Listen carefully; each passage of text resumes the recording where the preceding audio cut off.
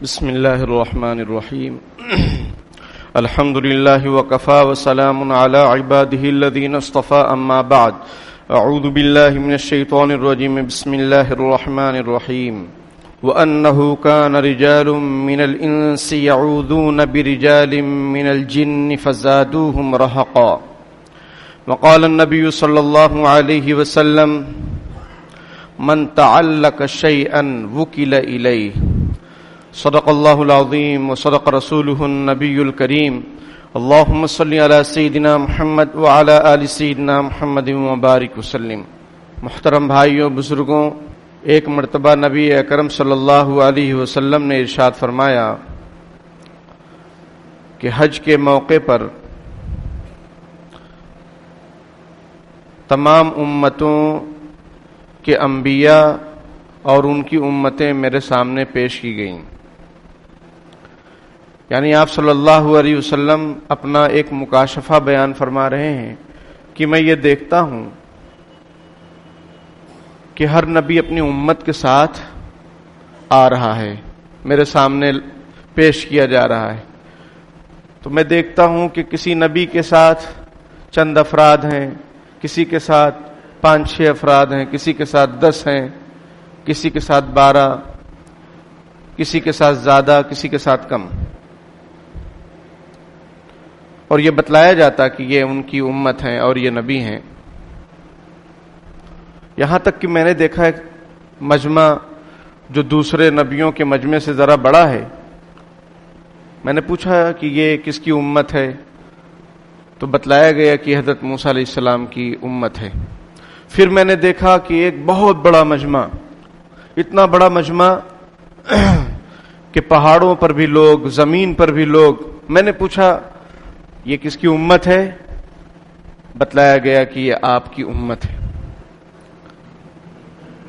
اور بتلایا گیا کہ اے نبی آپ خوش ہیں کیونکہ آپ کی امت میں بہت زیادہ لوگ ہیں۔ آپ صلی اللہ علیہ وسلم نے ارشاد فرمایا کہ میں خوش ہوں یا اللہ۔ پھر اللہ تعالیٰ کی طرف سے یہ بتلایا گیا کہ ان کے ساتھ 70,000 لوگ اور بھی ہیں آپ کی امت میں جو بغیر حساب کتاب کے جنت میں داخل ہوں گے، لیکن ان کے اندر 4 شرطیں پائی جاتی ہیں، وہ 4 شرطیں ان 70,000 میں پائی جاتی ہیں، اس لیے وہ بغیر حساب کتاب کے جنت میں داخل ہوں گے۔ صحابہ کرام نے پوچھا اللہ کے رسول وہ 4 صفات کیا ہیں؟ آپ صلی اللہ علیہ وسلم نے ارشاد فرمایا کہ ان کے اندر 4 خوبیاں یہ ہیں۔ پہلی خوبی یہ ہے کہ وہ لوگ تعویذ گنڈوں سے اپنے آپ کی حفاظت کرتے تھے، اس چکر میں نہیں پڑتے تھے۔ نمبر 2، وہ لوگ بدشگونی نہیں لیتے تھے۔ بدشگونی مطلب بدفعلی۔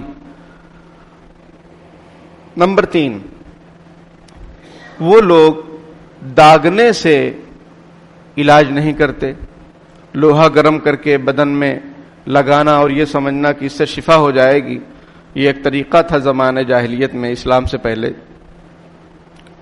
آپ صلی اللہ علیہ وسلم فرمایا کہ یہ تیسری بات جو ہے ان کے اندر نہیں ہوگی۔ چوتھی بات یہ تھی کہ وہ لوگ اللہ پر بھروسہ کرتے۔ یہ 4 صفات ان 70,000 لوگوں میں تھی، اس لیے وہ لوگ بغیر حساب کتاب کے جنت میں داخل ہوں گے۔ ایک صحابی کھڑے ہوئے کہ اللہ کے رسول، حضرت عکاشہ رضی اللہ تعالیٰ عنہ، میرے لیے بھی آپ دعا فرما دیں کہ مجھے بھی اللہ تعالیٰ ان 70,000 میں شامل فرما دیں۔ آپ صلی اللہ علیہ وسلم نے دعا فرما دی۔ یہ دیکھ کر دوسرے لوگ بھی کھڑے ہوئے کہ ہمارے لیے بھی دعا فرما دیں کہ اللہ تعالیٰ ہمیں بھی ان 70,000 میں، یعنی جن کا بغیر حساب کتاب کے جنت میں داخلہ ہونے والا ہے، اس میں شامل فرما دیں۔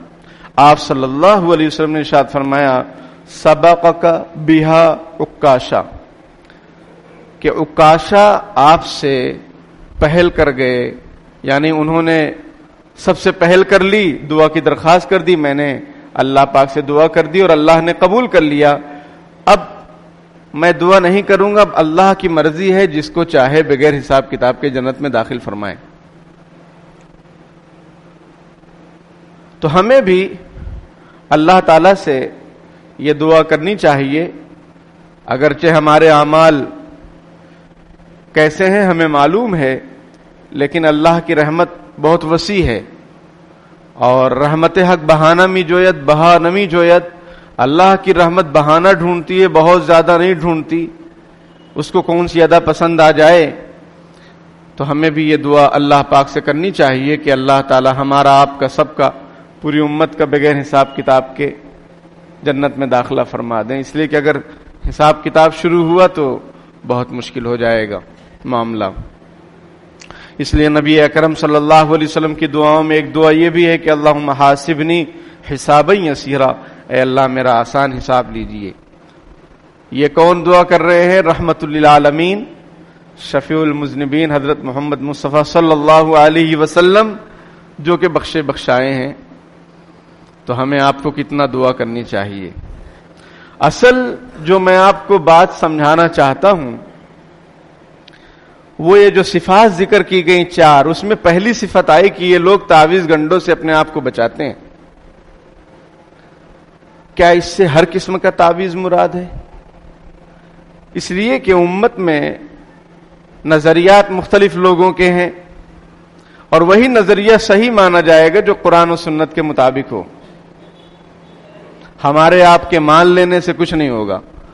امت کا اجماع، علماء، فقہا کیا سمجھے ہیں حدیث سے، قرآن سے، بڑے بڑے ماہرین کا کیا کہنا ہے، اور ہر فیلڈ میں اس کے ماہرین کی باتوں کو مانا جاتا ہے۔ ڈاکٹری کی فیلڈ میں، میڈیکل فیلڈ میں بڑے بڑے ڈاکٹروں کی باتوں کو مانا جاتا ہے۔ ہماری آپ کی بات کی کوئی ویلیو نہیں، اس لیے کہ ہم اس لائن کے آدمی نہیں ہیں۔ اسی طرح قرآن و سنت کا جو معاملہ ہے، اس میں جو بڑے بڑے ہمارے علماء، امام، مفسرین، محدثین گزرے ہیں، صحابہ کرام نے جو تشریحات کی ہے، پہلے جو شاگرد ہیں نبی اکرم صلی اللہ علیہ وسلم کے، اور پہلے جو مخاطبین ہیں وہ صحابہ ہیں، انہوں نے کیا سمجھا آپ کی باتوں سے، اس کو مانا جائے۔ تو کچھ لوگ یہ سمجھتے ہیں کہ بالکل تعویذ وغیرہ شرک ہے۔ اس قسم کے الفاظ بھی روایات میں موجود ہیں، جس سے یہ غلط فہمی پیدا ہو گئی کہ حضور نے فرمایا کہ تمیمہ وغیرہ شرک ہے۔ تمائم جمع ہے تمیمہ کی۔ اب اردو میں اس کا ترجمہ یہ کر دیا گیا کہ اس سے مراد تعویذ، حالانکہ اس سے مراد تعویذ نہیں۔ تمیمہ ان کوڑیوں کو کہتے ہیں جو سپ کے اندر ہوتی ہیں یا سپ کے طرح ہوتی ہیں، چھوٹی چھوٹی سفید سفید، اس کو تمیمہ بولتے ہیں۔ اور زمانے جاہلیت میں مشرکین اس پر منتر وغیرہ پڑھ کر گلے میں ڈالے رکھتے تھے، وہ تمیمہ ہے۔ تعویذ جو قرآن جس میں لکھا ہو یا کوئی دعا لکھی ہو، یہ شرک نہیں ہے۔ اگر اس کو ہم شرک مان لیں گے تو آپ کو صحابہ کرام کو بھی نعوذ باللہ من ذالک مشرک ماننا پڑے گا۔ سمجھ میں آئی بات؟ اس لیے کہ حضرت عبداللہ ابن عمر رضی اللہ تعالی عنہما اپنے بچوں کو کچھ دعائیں سکھلاتے تھے جو حدیث میں اعوذ بکلمات اللہ التامات من شر ما خلق، جو بڑے تھے ان کو سکھلاتے تھے، وہ یاد کر لیتے تھے۔ جو چھوٹے بچے ہوتے تھے ان کے گلے میں یہ باتیں لکھ کر وہ ڈال دیتے تھے۔ آپ اس کو کیا کہیں گے؟ آپ اس کو شرک کہیں گے تو آپ کے ایمان کے لالے پڑ جائیں گے۔ تو غلط فہمی کہاں سے ہوئی؟ ٹرانسلیشن سے غلط فہمی ہو رہی ہے، اور حقیقت کیا ہے جو میں نے آپ کے سامنے ذکر کیا۔ تو جھاڑ پھونک کرنے والے نہیں ہوں گے یہ 70,000۔ اس سے کیا مراد ہے؟ اس سے مراد یہ ہے کہ زمانے جاہلیت میں ان چیزوں کا بڑا زور تھا۔ تعویذ، یہی جھاڑ پھونک، جناتوں سے مدد۔ قرآن میں ہے، جو میں نے آیت پڑھی شروع میں سورہ جن کی، کہ جنات لوگوں نے نبی اکرم صلی اللہ علیہ وسلم سے عرض کیا وَأَنَّهُ كَانَ رِجَالٌ مِّنَ الْإِنسِ، کہ بہت سارے انسان یعوذون برجال من الجن، وہ جناتوں سے جناتوں کی پناہ لیتے ہیں، جناتوں کی حفاظت مانگتے ہیں، جناتوں سے سیکیورٹی مانگتے ہیں۔ فزادہم رہقا، اس بات نے جناتوں کے غرور کو بڑھا دیا، جناتوں کے شرور کو بڑھا دیا۔ اس بات نے زمانہ جاہلیت میں تفسیر میں یہ بات لکھی ہے کہ اہل عرب جب سفر کرتے، اب رات میں کہیں ویران جگہ میں ان کو ٹھہرنا ہوتا تو اللہ کے بجائے جناتوں کو بلاتے تھے، کچھ منتر وغیرہ پڑھتے کہ ہماری حفاظت ہو جائے۔ تو اسلام نے اس طرح کی عملیات کو اور اس طرح کے جھاڑ پھونک کو شرک قرار دیا، جس میں اللہ کو چھوڑ کر کسی اور سے مانگا جائے، کسی اور سے مدد مانگی جائے، یہ شرک ہے۔ ہمارے معاشرے کی صورتحال دن بدن بگڑتی جا رہی ہے۔ اچھے خاصے لوگ، دیندار پرہیزگار سمجھے جانے والے اور سفید پوش، داڑھی جبہ، کرتا پیجامہ، یہ اور ان کے گھروں کی خواتین، ہم سب، اللہ تعالی حفاظت فرمائے، ہم سب کا مطلب اکثریت ہمارے معاشرے کی، یہ کسی بھی معاملے میں کچھ بھی ہو رہا ہے تو یہ سمجھ رہے ہیں کسی نے کر دیا۔ اس عامل کے پاس جاؤ، اس عامل کے پاس جاؤ، اس مندر میں جاؤ، نعوذ باللہ من ذالک، غیر مسلموں کے پاس جاؤ، یا پھر کوئی اس میں کوئی ڈگری وگری کی ضرورت ہوتی نہیں ہے،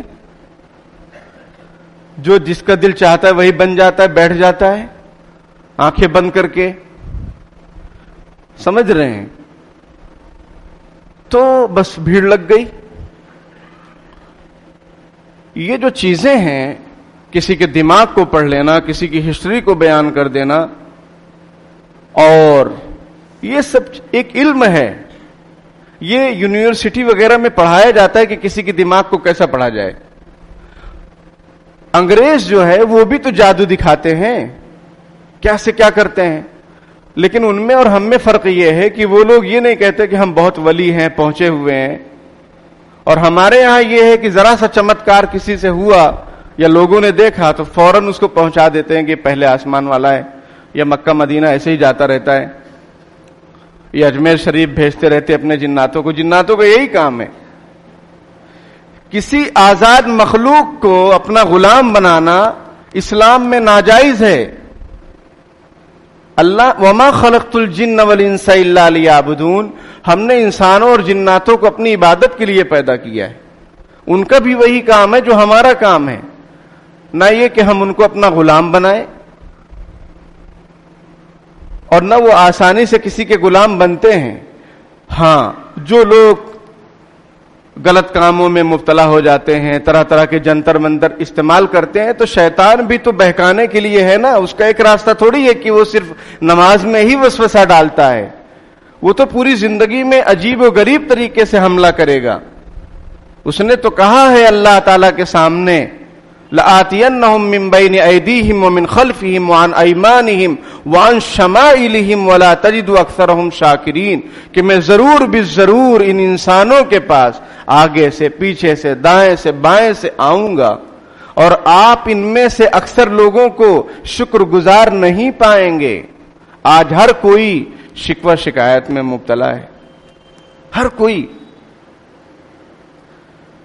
بہو بیمار تھی، وہ اچھی ہو گئی تو ساس بیمار ہو گئی، ساس اچھی ہوئی تو داماد بیمار ہو گیا، بیٹا بیمار ہو گیا۔ میرے بھائیوں، اللہ کی حفاظت مانگیے اور اللہ پاک سے سچی پکی توبہ کیجیے۔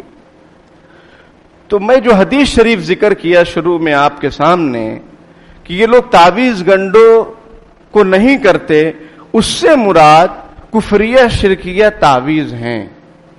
اگرچہ بعض محدثین یہ کہتے ہیں کہ جائز جو تعویذ ہے اس سے بھی وہ لوگ اپنے آپ کو بچاتے ہیں، جائز، بعض محدثین کا یہ کہنا، لیکن اکثر کا یہ کہنا ہے کہ اس جو حضور نے منع فرمایا وہ کفریہ شرکیہ، جس میں منتر ایسے پڑھے جائیں جو کفریہ شرکیہ ہوں، یا اللہ کے علاوہ کسی سے، جنات سے، شیاطین سے مدد مانگی جائے، اس کو حاضر کیا جائے، یہ سب چیزیں ہیں۔ سوال یہ ہے کہ جائز کیا ہے اسلام میں، جائز تعویذات کا کیا تصور ہے؟ اس کا جواب یہ ہے کہ حضرت علامہ ابن حجر رحمت اللہ علیہ جو بخاری شریف کے شارح ہیں، ان کی کتاب کا نام ہے فتح الباری، اس میں وہ فرماتے ہیں کہ امت کا اس بات پر اتفاق ہے کہ تعویذ وغیرہ 3 شرطوں کے ساتھ جائز ہے۔ نمبر 1،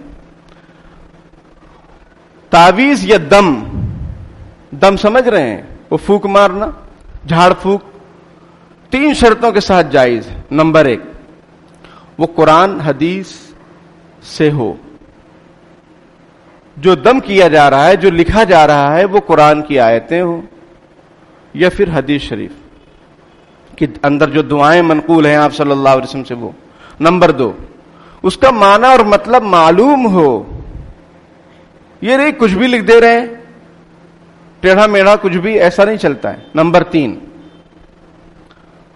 اس تعویذ اور دم کو مؤثر حقیقی نہ سمجھا جائے، اس کو دوا اور علاج کے طور پر سمجھا جائے۔ مؤثر حقیقی اللہ تعالی کی ذات ہے، جس طرح سے دوا علاج ہوتا ہے اسی طرح سے یہ بھی ایک طرح کا علاج ہے۔ کیا یہ آپ صلی اللہ علیہ وسلم سے ثابت ہے؟ بالکل ثابت ہے۔ نبی اکرم صلی اللہ علیہ وسلم پر کتنا لوگوں نے پلاننگ کی، کفار و مشرکین نے، یہود و نصارہ نے، کہ آپ صلی اللہ علیہ وسلم کو قتل کر دیا جائے، کتنی پلاننگ کی، یہاں تک مجبور ہو کر ایک یہودی نے آپ پر جادو کرنا چاہا تو آپ صلی اللہ علیہ وسلم کی خدمت میں ایک یہودی بچہ آتا رہتا تھا، اس کا نام عبد القدوس تھا، اور وہ اس کے مرتے وقت حضور نے اس کو کلمات کی تلقین فرمائی کہ بھائی تم اسلام قبول کر لو۔ تو اس نے اپنے ابا کی طرف دیکھا تو ابا نے کہا کہ ان کی بات مان لو، اور اس نے کلمہ پڑھ لیا اور اسلام پر اس کا خاتمہ ہوا۔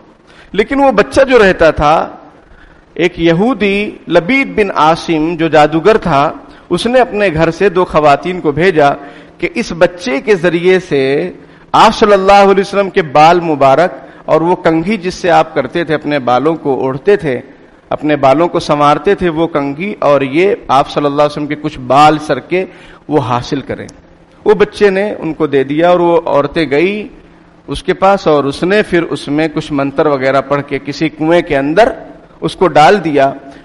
اس کا اثر یہ ہوا کہ نبی اکرم صلی اللہ علیہ وسلم کو ذرا سا بھولنے والی شکایت ہو گئی، کام کیے کہ نہیں کیے خیال نہیں رہتا تھا، یہ آپ کو ذرا سا پریشانی شروع ہوئی۔ تو آپ نے خواب میں دیکھا کہ 2 فرشتے ہیں، بات کر رہے ہیں۔ ایک فرشتہ کہہ رہا ہے کہ تم کو معلوم ہے ان کو کیا ہوا آپ صلی اللہ علیہ وسلم کے بارے میں؟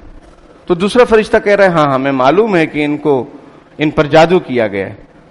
تو ایک نے پوچھا کس نے کیا؟ دوسرے نے بتایا فلاں نے، یہودی نے کیا۔ پھر کس پر کیا؟ بالوں پر کیا۔ کہاں کیا؟ وہ بھی بتلا دیا گیا۔ کہاں دفن کیا ہے؟ فلاں کنویں میں دفن کیا گیا ہے مدینے کے اندر۔ آپ صلی اللہ علیہ وسلم نے کچھ صحابہ کرام کو بھیجا خواب کے بعد کچھ صحابہ کرام کو بھیجا، وہ گئے اور وہاں سے وہ چیز لے کر آئے۔ واقعی وہ چیز کسی چیز سے دبائی گئی تھی، یہ بال وغیرہ اس میں گرہ لگا کر۔ پھر حضرت جبرائیل علیہ السلام نازل ہوتے ہیں قرآن کی 2 سورتوں کو لے کر، سورہ ناس اور سورہ فلق، اور آپ صلی اللہ علیہ وسلم کے مبارک بالوں پر 11 گرہیں لگائی گئی تھی، 11 گرہیں، گانٹھ۔ اور یہ 2 سورتیں جو ہیں اس میں 11 آیتیں ہیں، ایک میں 5 ایک میں 6 ہے۔ آپ کو حضرت جبرائیل علیہ السلام نے بتلایا کہ آپ ایک ایک آیت پڑھتے جائیں اور ایک ایک گرہ کھولتے جائیں۔ آپ صلی اللہ علیہ وسلم نے اس کو پڑھنا شروع کیا، سورہ فلق، ایک ایک آیت پڑھتے، ایک ایک گرہ کھولتے، تو آپ کی طبیعت بہت ہلکی ہونے لگتی، یہاں تک کہ پوری 2 سورتیں پڑھ لی اور سارے گرے کھل گئے تو آپ کی طبیعت ایک دم ہلکی ہو گئی، ایک بوجھ جو تھا وہ ختم ہو گیا۔ پھر آپ صلی اللہ علیہ وسلم نے اپنا معمول یہ بنا لیا کہ سوتے وقت خاص طور پر صبح و شام ان 2 سورتوں کو پڑھتے تھے اور پڑھ کر اپنے اوپر دم کرتے تھے، اور فرماتے تھے کہ ان 2 صورتوں سے پہلے میں بہت ساری اور دعائیں پڑھتا تھا، لیکن جب سے یہ 2 صورتیں نازل ہوئی ہیں تب سے میں نے ساری دعاؤں کو چھوڑ دیا ہے، انہی 2 صورتوں کو پڑھ کر اپنے اوپر دم کرتا رہتا ہوں، اور خاص طور پر سوتے وقت پڑھ کر پورے بدن پر دم کرنا، اپنے ہاتھوں کو پھیرنا۔ ہم لوگ کرتے ہیں اس کو۔ آپ صلی اللہ علیہ وسلم نے ارشاد فرمایا کہ اپنے بچوں کو سورہ کافرون سکھاؤ، کیونکہ رات میں جنات شیاطین وغیرہ ان کو پریشان کرتے، بچہ رات میں روتا رہتا ہے اور ہم سمجھتے ہیں اس پر کچھ ہو گیا ہے۔ اب جو بچے نہیں سیکھ سکتے سورہ کافرون، ان کے ماں باپ کو چاہیے کہ وہ پڑھ کر دم کر دیں۔ بعض روایتوں میں ہے کہ 3 سورتوں کو، سورہ فلق، سورہ ناس، سورہ کافرون کو آپ صلی اللہ علیہ وسلم پڑھ کر اپنے اوپر دم فرمایا کرتے۔ حضرت عائشہ فرماتی ہیں کہ مرض الوفات میں، یعنی ایسی بیماری جس میں آپ صلی اللہ علیہ وسلم کا انتقال ہوا، اس میں آپ بہت کمزور ہو گئے تھے، ہاتھ اٹھتے نہیں تھے برابر، تو فرماتی ہیں کہ میں نے زندگی بھر یہ دیکھا تھا کہ آپ کا یہ معمول تھا کہ اپنے اوپر دم کرتے تھے، تو میں نے کیا کیا، آپ صلی اللہ علیہ وسلم کے سامنے یہ 2 سورتیں پڑھی اور آپ کے مبارک ہاتھوں پر میں نے پھونک ماری، اور پھر آپ کے ہاتھوں کو لے کر میں نے پورے بدن پر پھیر دیا۔ آپ نے آپ کی اجازت سے، آپ صلی اللہ علیہ وسلم کی اجازت سے یہ عمل انہوں نے کیا۔ میرے بھائیوں، ہم عمل اور دعائیں کرنے کے لیے تیار نہیں ہیں، اور علاج کے لیے کہاں کہاں جا رہے ہیں، مسجدیں خالی ہیں، قبرستان بھرے پڑے ہیں۔ وہ قبرستان میں کیا ہوگا؟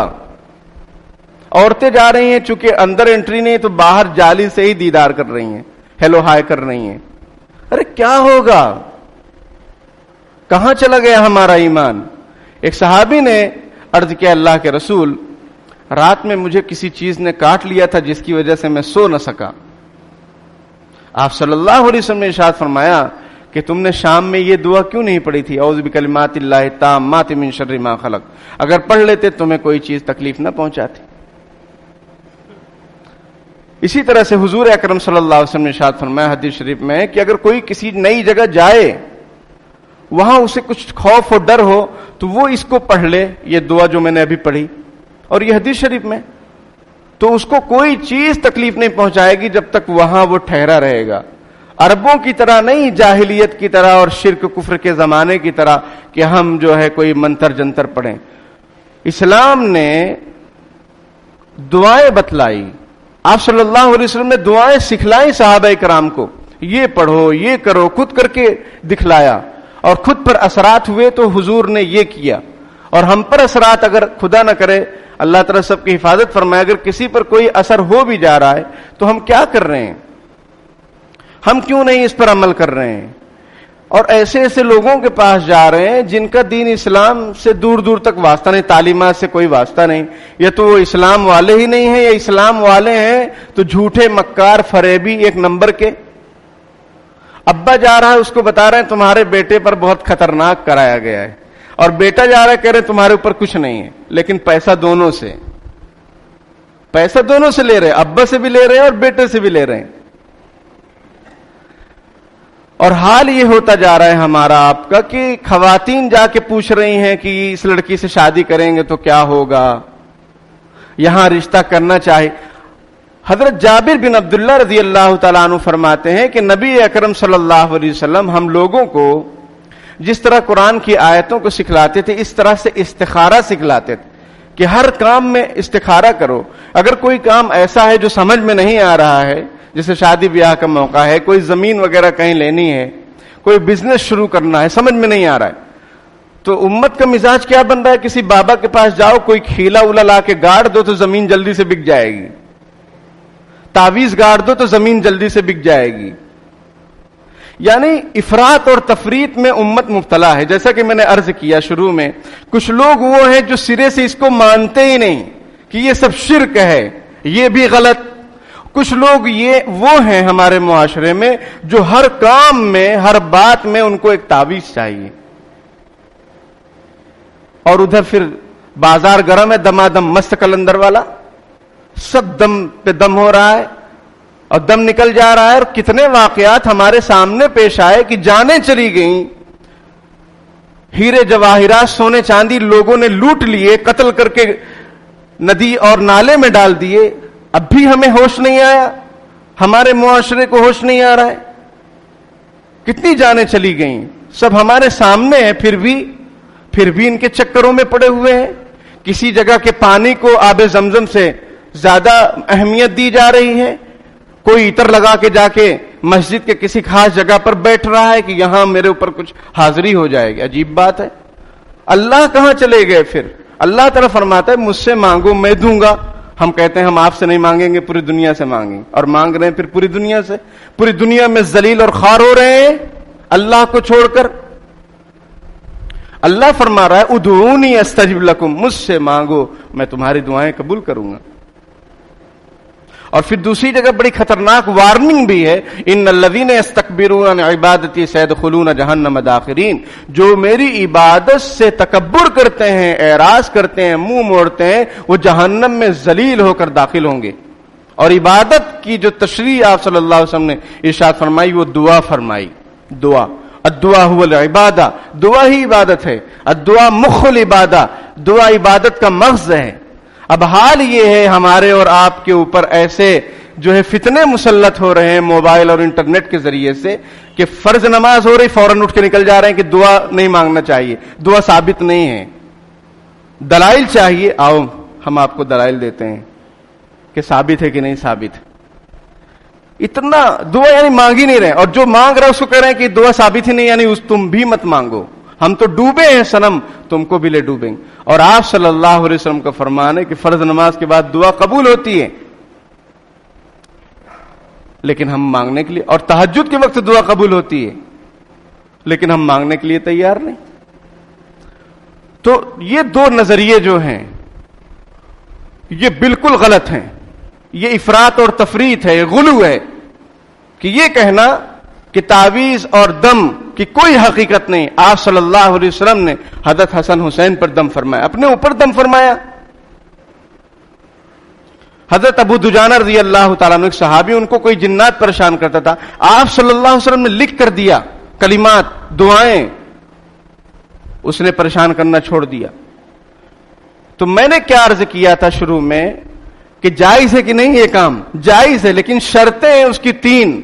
نمبر 1 قرآن حدیث سے علاج ہو. نمبر 2 جن الفاظ سے علاج ہو رہا ہے یا جو لکھ کر دیا جا رہا ہے وہ معلوم ہو کہ کیا ہے یہ سب.